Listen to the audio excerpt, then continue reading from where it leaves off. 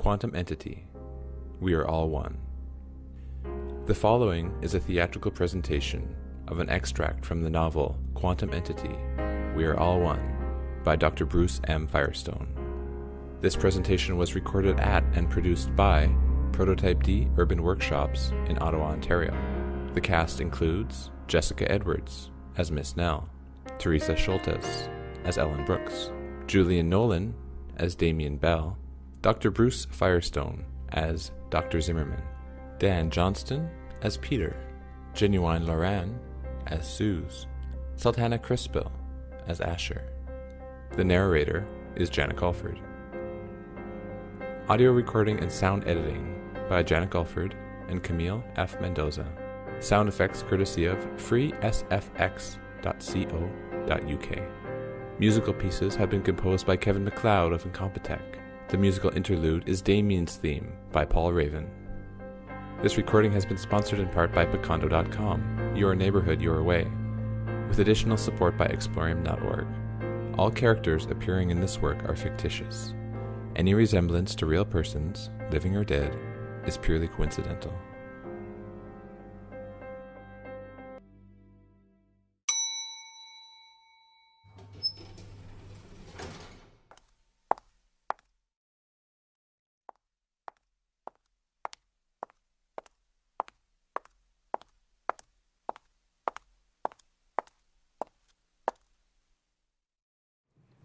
Suze, come here. Where's Damian Bell? I don't know, Nell. What do you mean you don't know? Peter, come here. Another window appears with Peter in it. The edges of his saucer-shaped face have curled in on themselves, and his eyes have a strange look about them. A now quite alarmed Nell asks again. Where is Damien? We don't know. How is that possible? When was the last time you saw him? 9:34 p.m. Eastern Standard Time. Do you have a record of it? Yes, I do. He opens another window. Damien, elegantly dressed for the evening in a bespoke suit, which, unknown to Nell, was selected by Ellen and sourced by Asher, is close to One World Trade Center and striding toward the building when an impossibly old vehicle pulls up alongside the young man.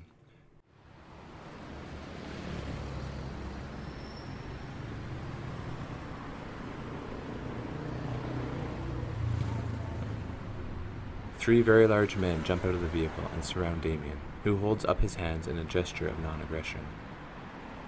Another more modern vehicle, unnoticed at first, has another 4 men in it, all about the same size and build as the first group, all in their 30s or 40s, it appears from the video.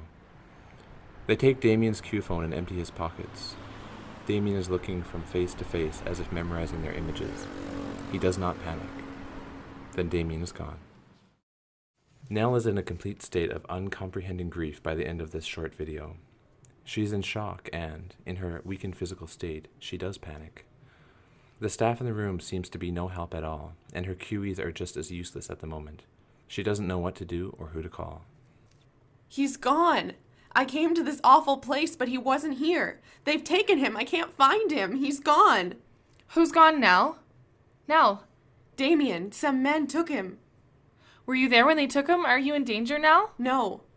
No, you weren't there when they took him, or no, you're not in danger? No to both. Is Decca there? Let me speak to him, please, now. He's not here. Where is he? I came here alone. You what? You went without any security? Table that. Peter, Suze, Asher, are you on this call? Yes. Yes. Yes. Where is Damien? We're unable to find him. I saw the video record. Asher, please show me the video. Nell, I want you to stay right there. You're not to move. It's creepy here. Nell, you are not to move. I'm going to call Deco right now, and he will be here within 40 minutes. You're going to be fine. But what about Dee? Look, the video tells us a lot about the men who took him. If they were some kind of religious freaks or extremists who wanted Damien dead, they would have killed him on the spot. He's not dead. I will find him and we will get him back in one piece now. I promise you that.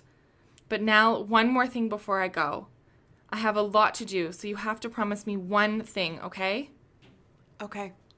Never do this again. Tell me again why you didn't report this right away.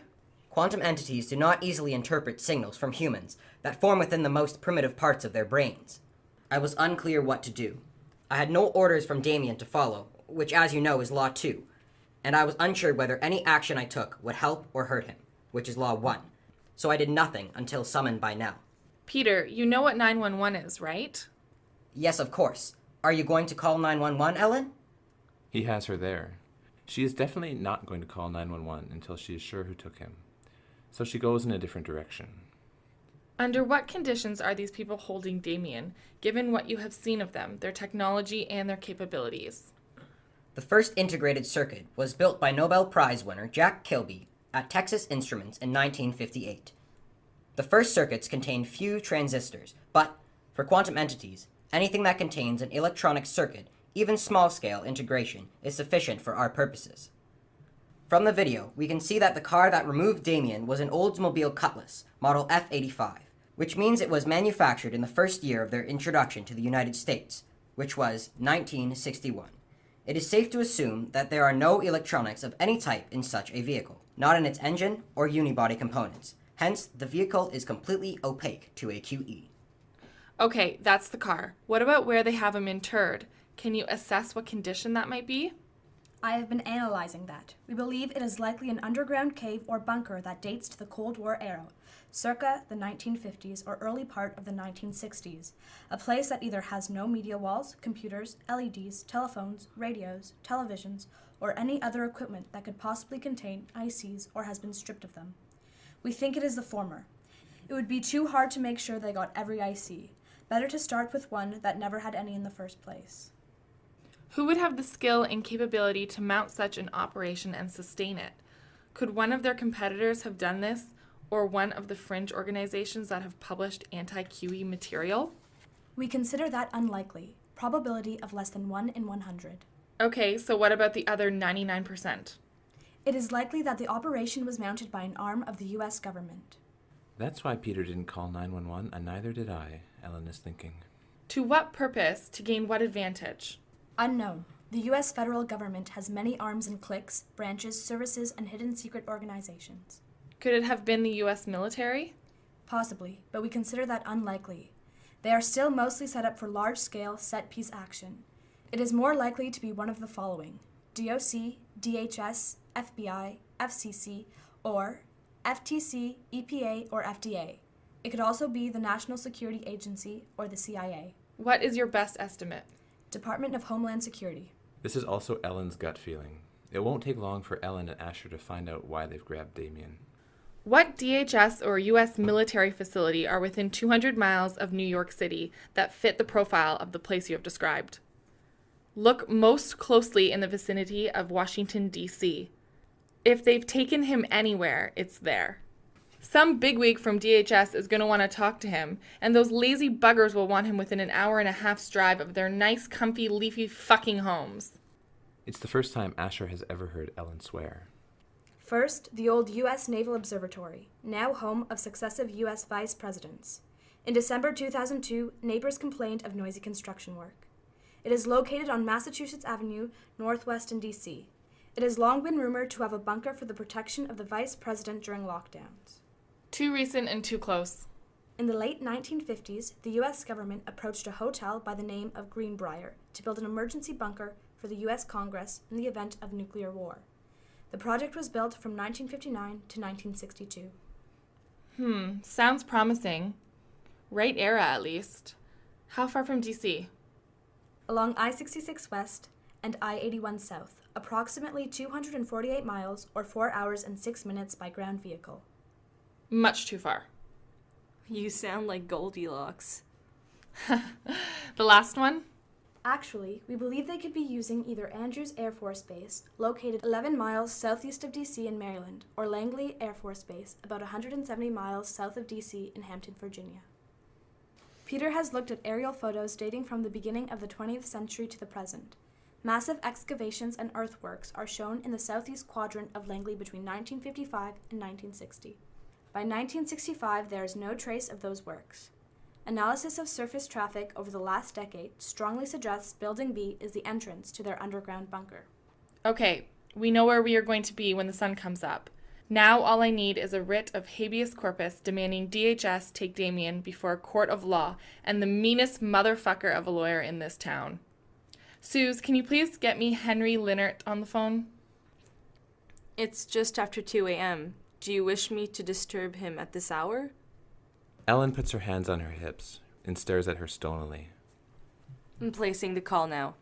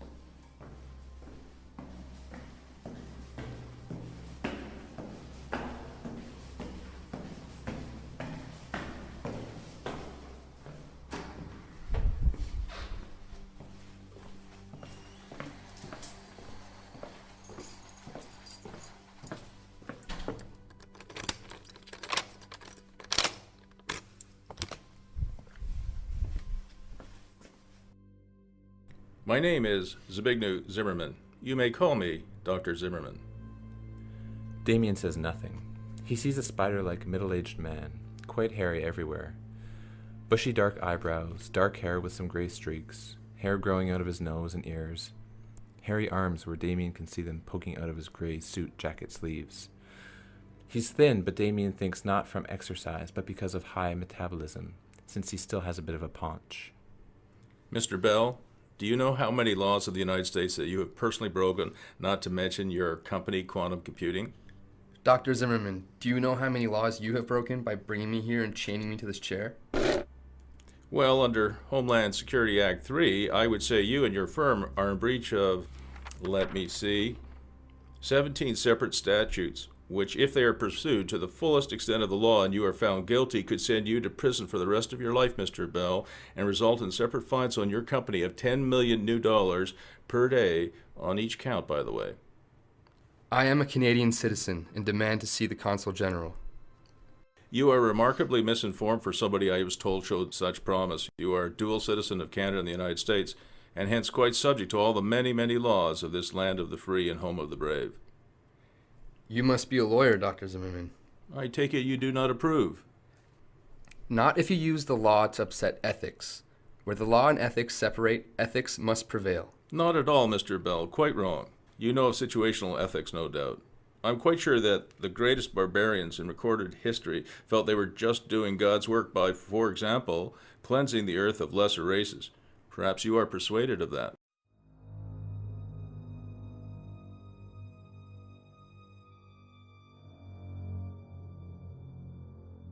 A man falls in a rushing river. He is drowning. A good Samaritan runs over and hauls him out. The man is so grateful he offers the Samaritan a generous reward, who then goes home to await his beneficence, which never arrives. He calls the man a few weeks later, who now says he was just kidding about the reward, so the Samaritan goes to a lawyer, who tells him that under contract law, a contract can only be formed by offer, acceptance, and consideration, in that precise order. And since the consideration in this case, pulling the man from certain death, was performed before the offer was made or accepted, no contract has been formed and the Samaritan has no legal claim for compensation. The lawyer tells the Samaritan, next time you see a drowning man, say to him first, if I pull you out, will you give me a reward, then afterwards rescue him, and you have a valid, enforceable contract. But you and I both know, Dr. Zimmerman, that no person of good conscience would ever do such a thing, present company accepted. We seem to be on different pages, you and I, but perhaps not for long. I understand that your company, a most promising one I might add, recently announced, actually yesterday, its intention to IPO. I was wondering if you as CEO felt that such an IPO might be successful with, say, a cloud hanging over it, such as massive antitrust litigation brought against it for monopoly practices by both Department of Justice and Federal Trade Commission. What monopoly are you referring to? Well, the fact that Quantum Computing Corporation controls 100% of the market for Q phones and quantum entities. That is a rather large share of any market, I'm sure you will agree, Mr. Bell. We do not control the market for QEs since we do not trade in quantum counterparts. Your argument is without merit, Dr. Zimmerman. I would not be here if you thought you had a case. You brought me here by force in breach of my most basic human rights. If you had any justification whatsoever, you would have already started an action in the normal course of events. You completely overstate your position, Mr. Bell. One hint about litigation and your IPO is toast. Dr. Zimmerman, I am absolutely sure that Miss Brooks, our COO, has already thought of that and is preparing right now, as we speak, a media release and conference which will address U.S. claims, whatever they may be. We would not be the first tech company to face such challenges, most of which survived and indeed thrived despite U.S. action. I have no doubt Q Computing will survive it too, even if our IPO is delayed perhaps for years. We have a young company, we can wait. We'll outlast you. Perhaps, but you won't, Damien.